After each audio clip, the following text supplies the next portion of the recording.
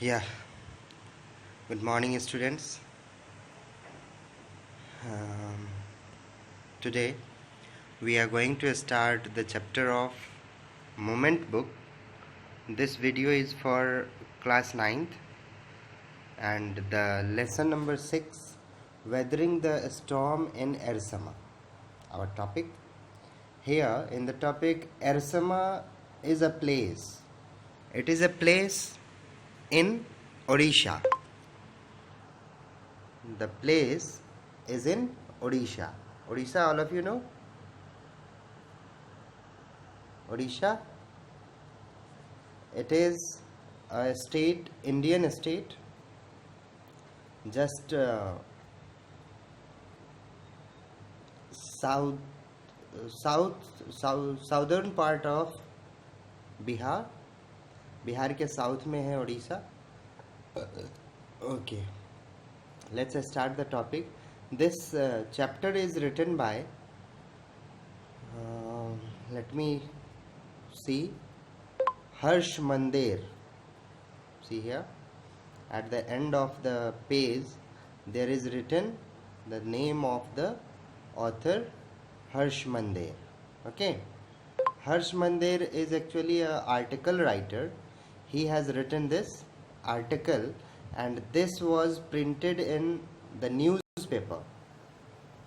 The thing we are going to study, this chapter was written in a newspaper as a news.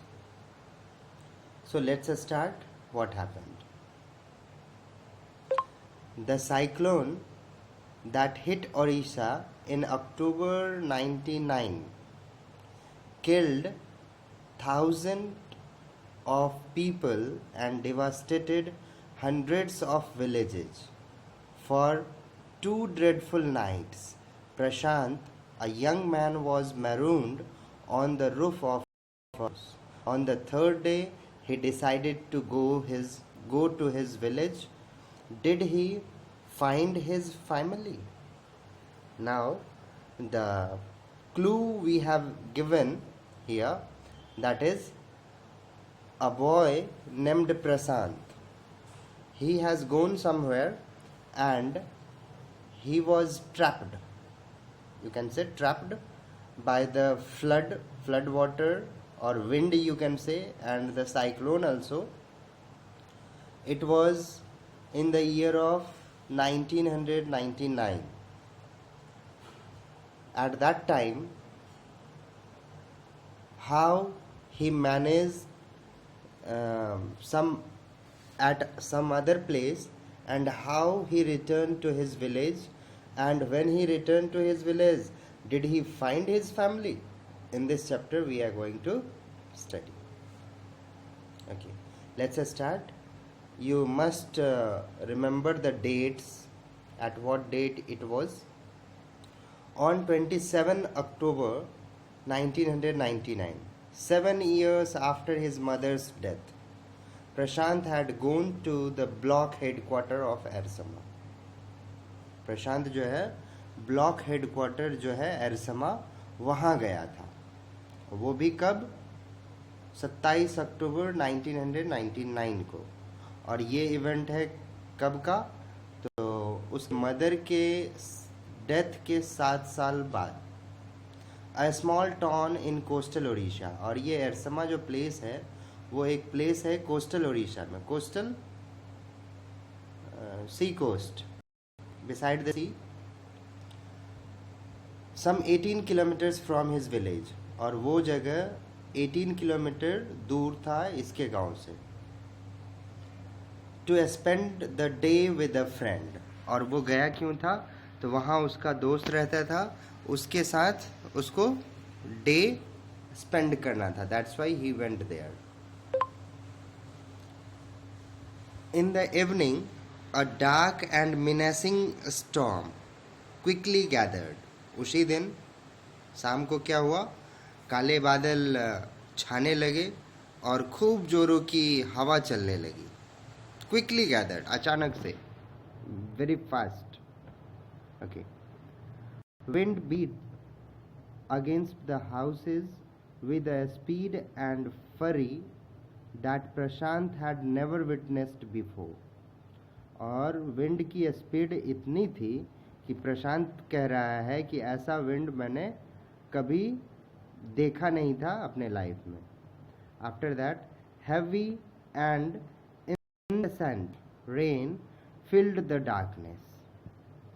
और उस शाम के बाद धीरे धीरे अंधेरा हो गया, रात हो गया. तो उस रात को हैवी रेन भी हुआ. Means cats and dog, you all में बी नोन, मूसलाधार बारिश जिसको कहते हैं हम लोग. तो वैसी बारिश भी होने लगी जिसके कारण बहुत तबाही हो गया. Ancient trees were uprooted and crashed to the earth. Screams.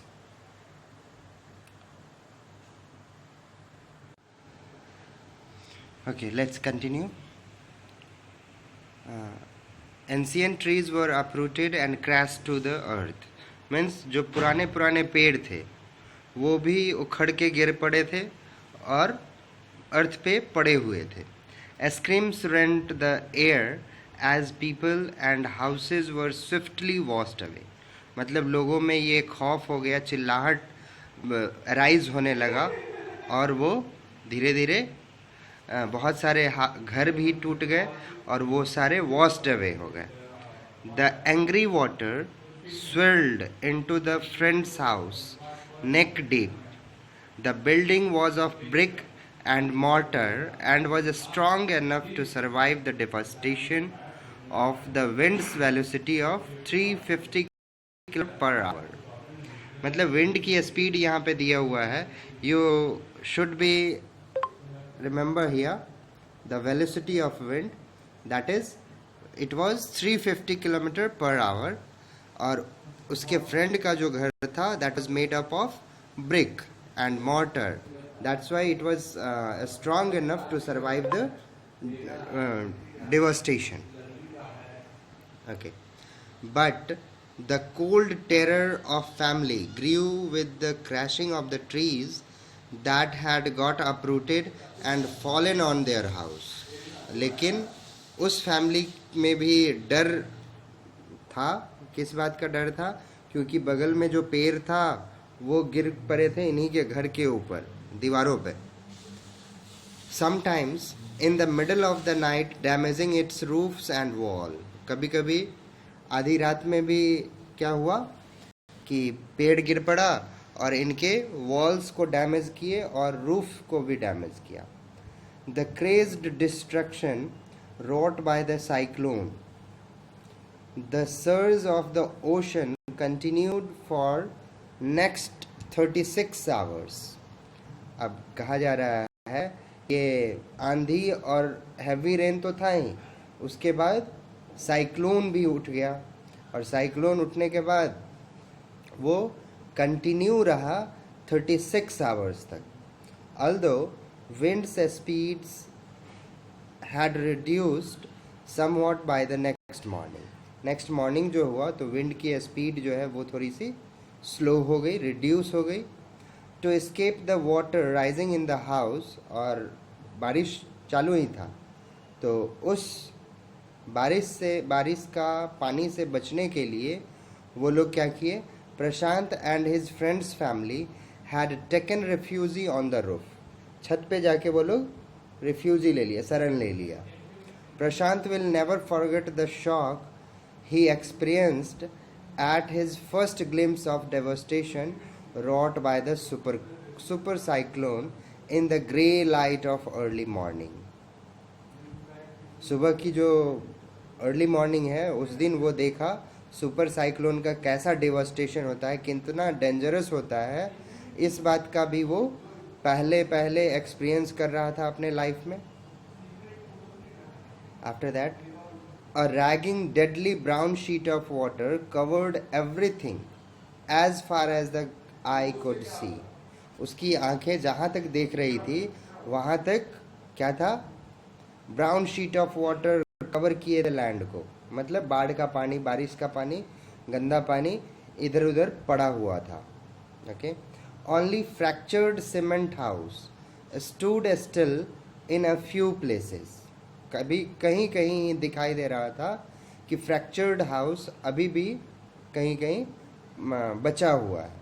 After that, bloated animal carcasses. Bloated कहा गया है, स्वेलिंग हो गया हो, मतलब एनिमल जो डूब गए होंगे पानी के अंदर, मर गए होंगे पानी के कारण, पानी पी पी करके, तो उसके बॉडी क्या होते हैं, स्वेलिंग हो जाते हैं, इसलिए उसको ब्लॉटेड कहा गया है.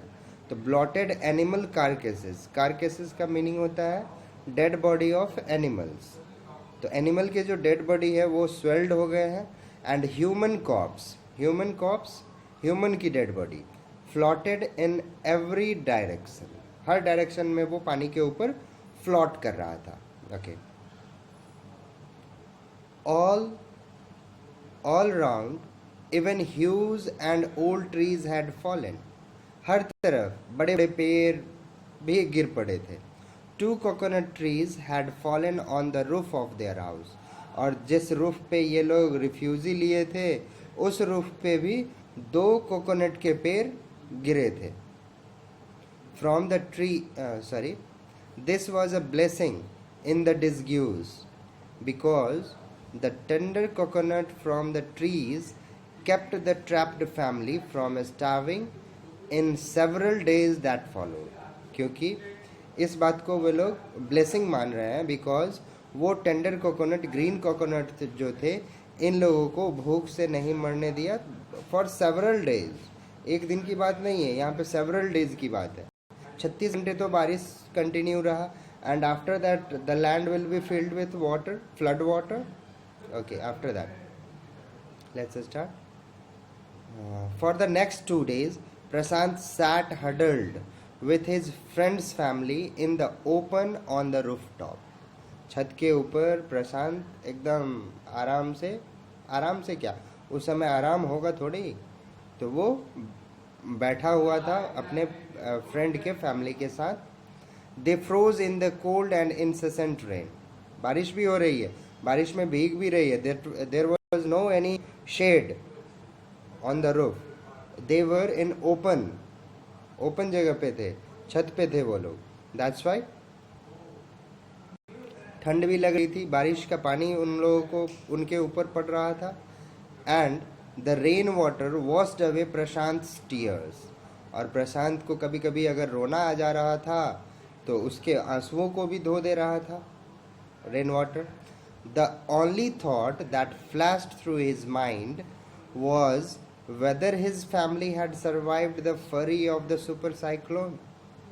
और उसके माइंड में सिर्फ एक ही बात फ्लैश हो रहा था कि क्या उसकी फैमिली सरवाइव की होगी इस सुपर साइक्लोन का जो डिवास्टेशन हुआ है उससे. Was he to be braved once again?